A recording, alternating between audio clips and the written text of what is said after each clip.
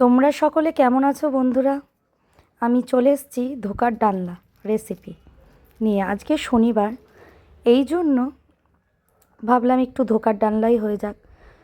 তা ধোকা তো এমনিতেই বানাতে ঝামেলা আছে, ডাল আগের দিন ভিজাও, ডাল বাটো, এই জন্য আমি প্যাকেট ধোকাটাই নিয়ে নিয়েছি।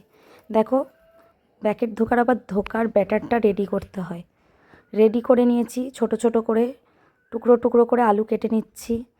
তেলের মধ্যে ধোকার ব্যাটারটা দিয়ে দিলাম। মশলা নিয়েছি কিছু,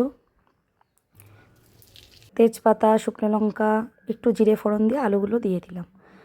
আলুগুলো একটু লাল লাল করে ভাজা হবে, ততক্ষণে আমি এদিকে মশলা আর বাদবাকি সরঞ্জামগুলো গুছিয়ে নিচ্ছি। ধোকাটা কড়াইয়ে নেড়ে নিয়েছিলাম, নেড়ে ওগুলো বড়ার সাইজ করে নিয়েছিলাম। বড়াগুলো একটু লাল লাল করে ভেজে নিলাম।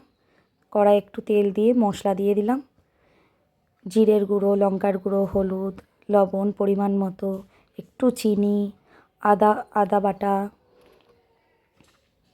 ভালো করে মশলাটা তৈরি করে নিলাম। ভাজা আলুগুলো ওর মধ্যে দিয়ে দিলাম। আলুগুলো এদিকে ভাজা হতে থাক।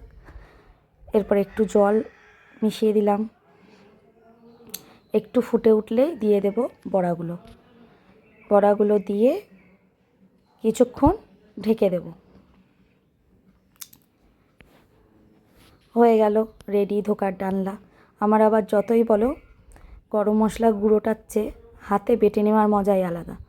তাই একটু শিলপাটা বার করে গরম মশলাটা বেটে নিলাম। বেটে নিয়ে এই যে তরকারির মধ্যে দিয়ে দিলাম, একটু সামান্য ঘি। রেডি ধোকার ডালনা। কেমন লাগলো জানিও কিন্তু।